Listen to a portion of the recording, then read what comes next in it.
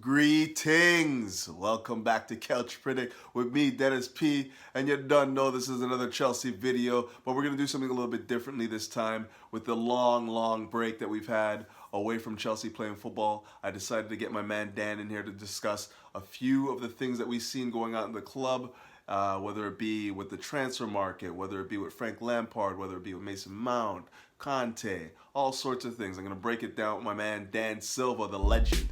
And blue is the colour. Essien! Drogba! Lampard! That could be the championship!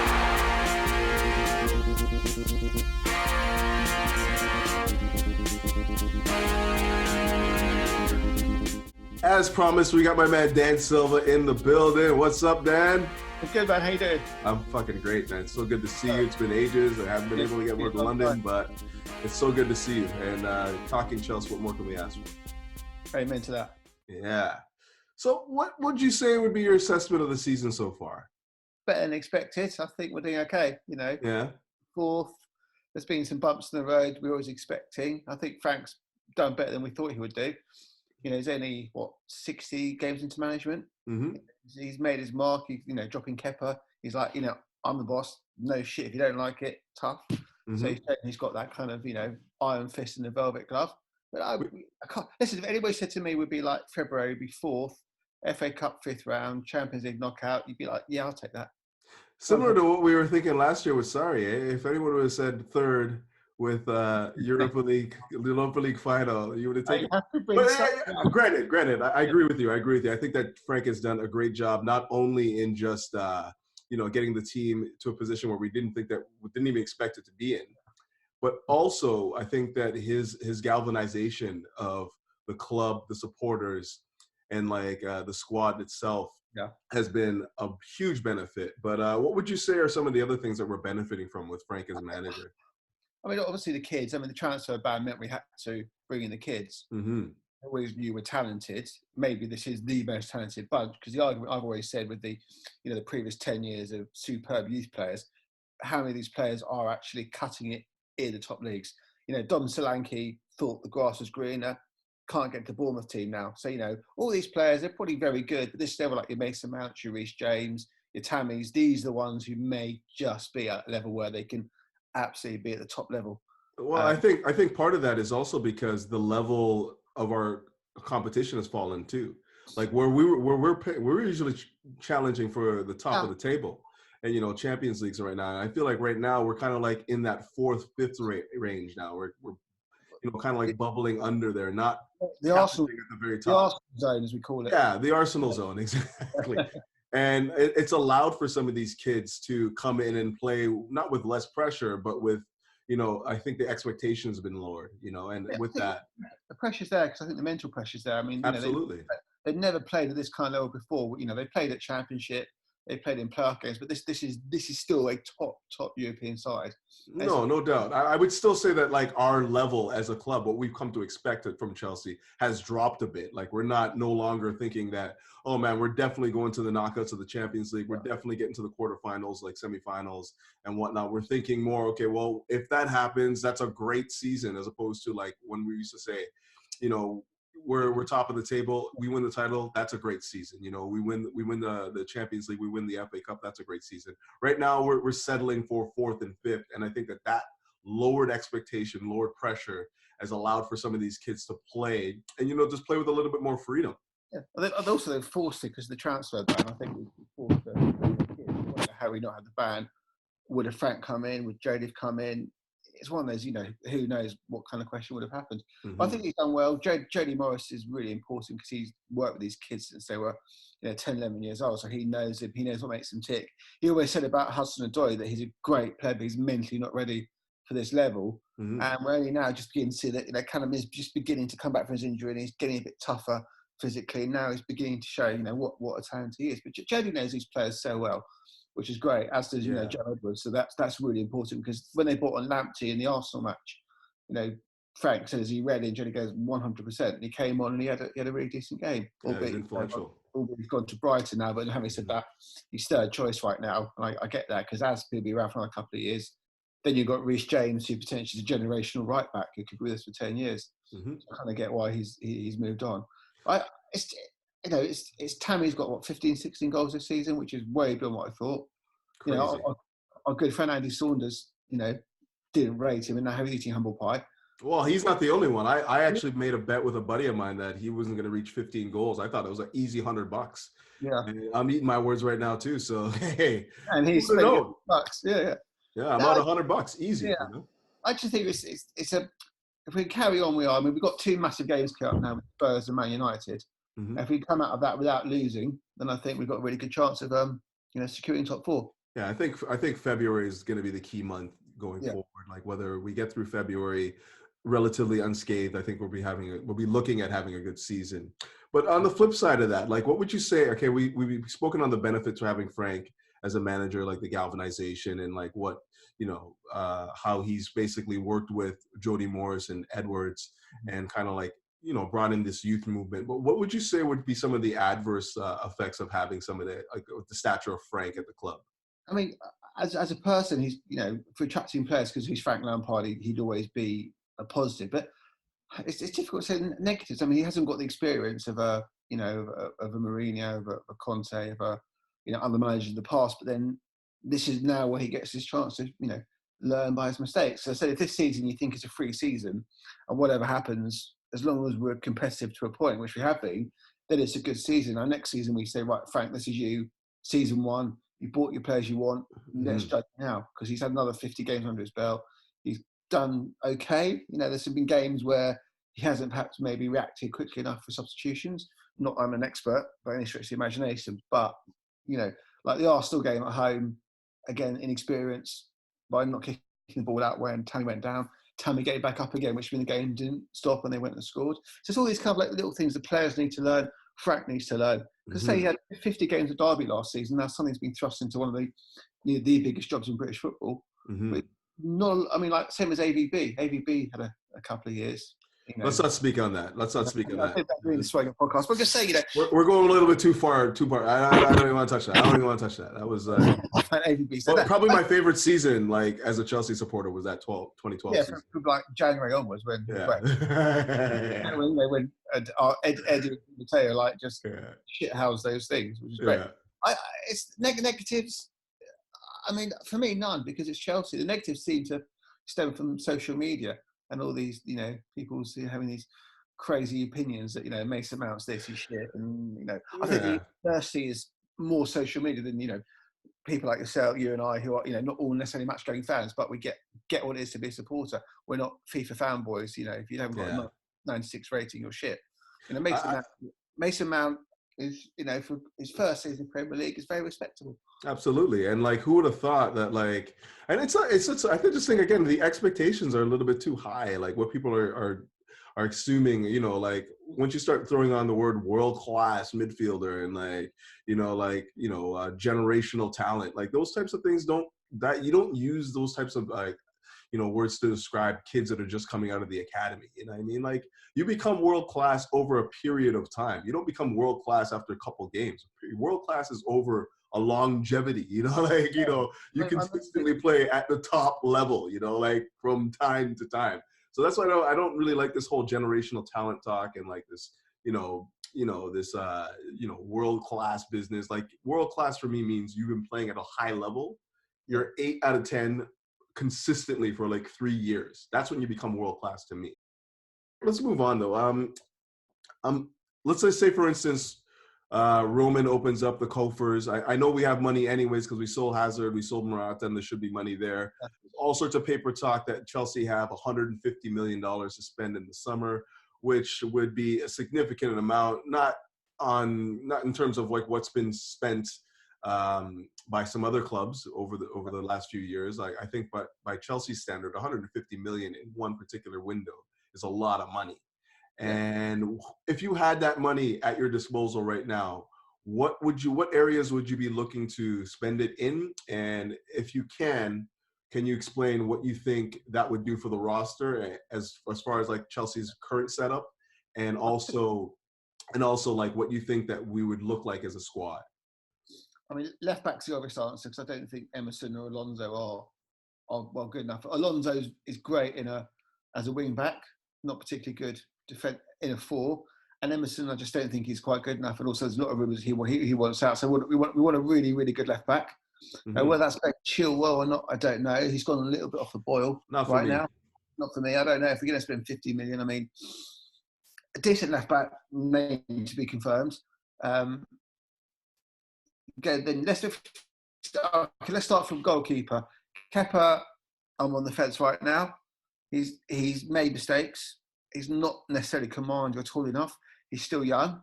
You look at Peter Cech coming at 22. Peter Cech was unbelievable at that age. So, it's a harsh comparison. Do you bring in Onana at Ajax, who's a really good commanding goalkeeper? Do you maybe try and break the bank for Oblak at Atletico? Not going to happen. Or do you just, no.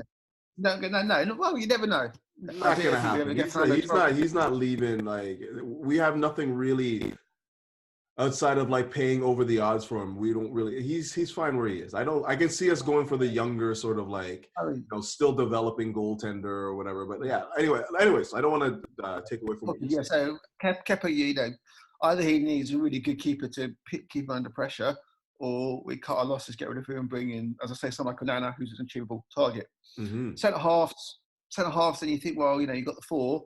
Out of those 4, I mean, Rudiger, Tomori, Zuma, Christensen. Christensen seems to be getting some game time. I still think physically he's not strong enough for this league. He gets bullied too much. Case in point in that Everton game when Richarlison scored, nowhere near aggressive enough, challenging. Rudiger seems to be getting back to form. Tomori, decent. Zuma gets sort of sticks. I think he's got a really uncomfortable style. He kind of looks a bit like Bambi sometimes, but he's got good reading of the game. Do you want to spend £60 million, 70 on Koulibaly? I don't know. Maybe we've got enough centre backs. Go to right back. You've got Reece James. You've got Aspi. That's pretty much we're fine. Yeah. Midfield, I think we've got some really good players, and hopefully Ruben comes back next season, stronger, bigger, better. Mount, Kovacic. I mean, shoot me down. I'd almost want to get rid of Kante right now. I think.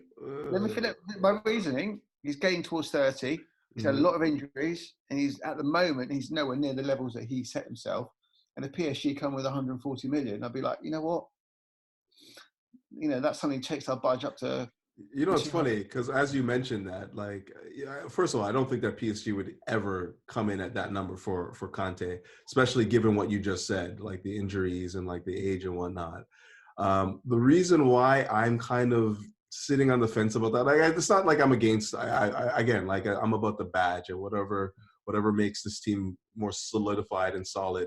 I'm all for that. The one caveat I have for that is I just feel like Conte is the kind of characters that you want to build around. Like, you want him in the club because he's such a great character, and like you want his infectious energy to just like permeate throughout the club. And I don't feel like we have a lot of guys like him, regardless of the fact that he what he does on the pitch is second to none. Even though we're not using him in his his best, or even if he's playing his best football right now, I still think that his energy around the club is just so infectious. Yeah, and then you got Jorginho, who we got a base for good midfield. Just Frank's got to discover which are the best 3 or the best 2, and we do 4-2-3-1.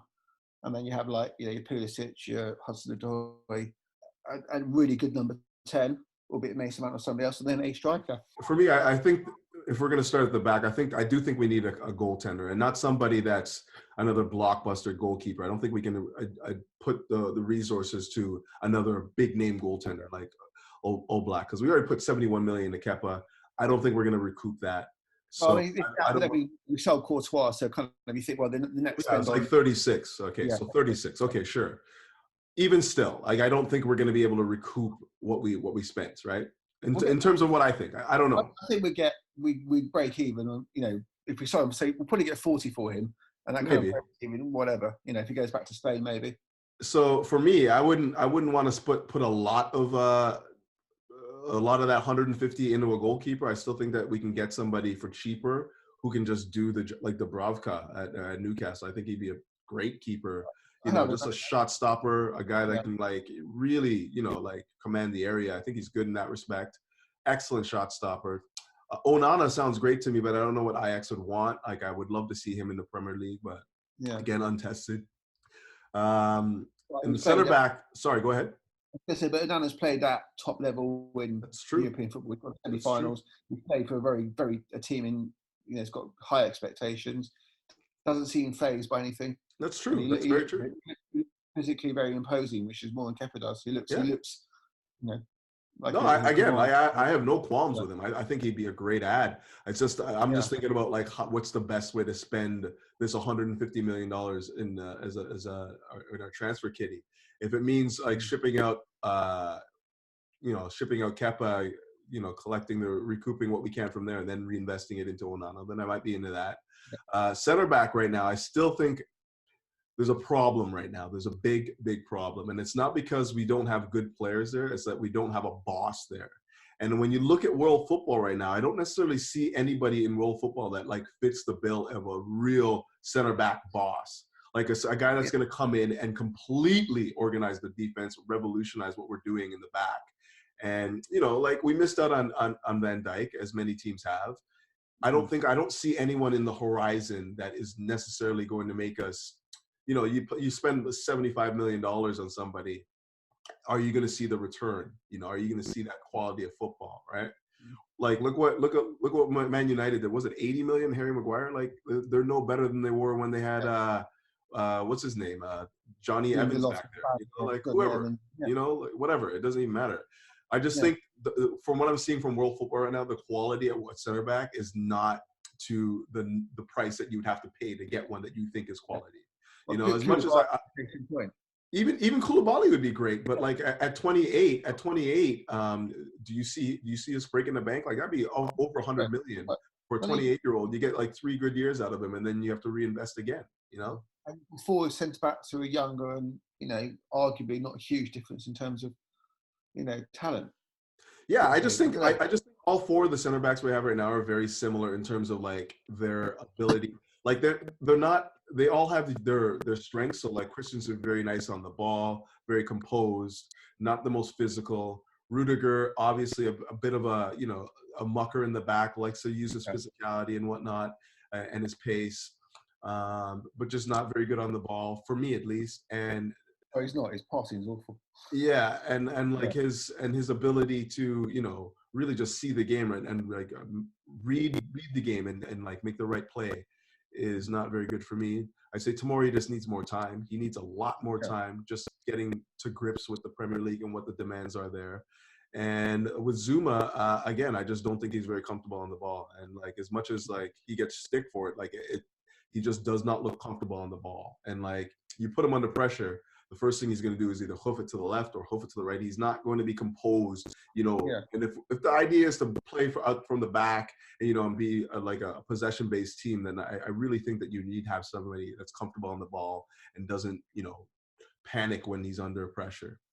A winger midfielder, but in a 3-back set with him as a wing back, he probably looked dangerous there, man. You know, in that position. You know, or you know, converted wingers who are, you know, maybe not necessarily most defensively. Like how we use Moses essentially, right? Like, like. And Moses is a wing, and you know, Conte made him into a world beater. And now I think that's going to be the move forward if he wants to play 3 at the back. Midfield, I don't have any qualms. I think that we have a solid midfield. Even in depth, I think that Ross Barkley can play there. And as much as people don't love him as a number 1 option in the midfield 3, if that's what we decide to go with.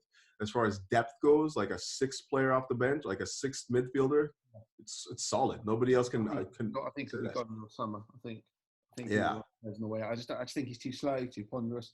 I seldom love sport that he faffs. You know, he doesn't react quickly. Like, he's quite slow on the ball.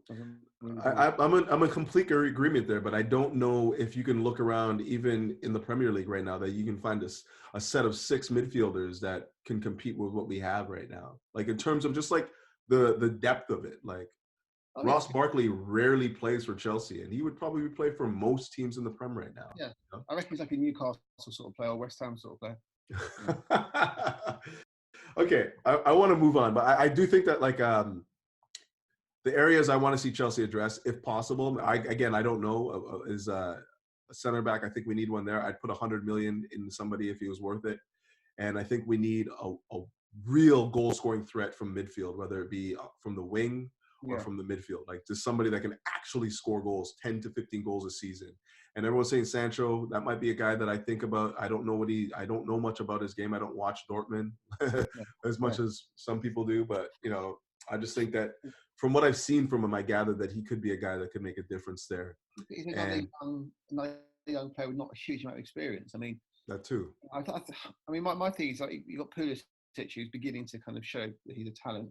Hudson and Doyle, and they between them should be getting 20 goals a season, easy, as your wide men. Would you trust either of them to put up 10 to 15 goals next year, though? Maybe the season experience behind them. And what we forget about Callum is, I don't know, man. The injury, man. That injury, physically and mentally, takes a lot to come back from. Absolutely. I'm terrified that you're gonna, because it happened without a tackle, we just slipped, kind of thing. I think we're going to see the real, again, like Ruben, the real Callum next season.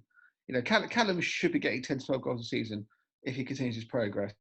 Pulisic is saying Pulisic has got 7 already, so the fact he's missed 2 months of injury, he should be getting 10, 12.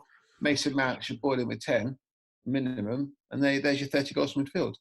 And then you want your striker getting. You make it sound so easy. Okay, and that wraps up the first segment of a 2-part series with me and Dan Silva discussing all things Chelsea. And I hope you liked it. If you do, like, subscribe, and hit that bell notification button to keep up with the latest and newest. I'll be putting the second installment out later on this week, perhaps on a Thursday. And let me know if you guys enjoy that as well. Then we get right back into the Chelsea. Peace.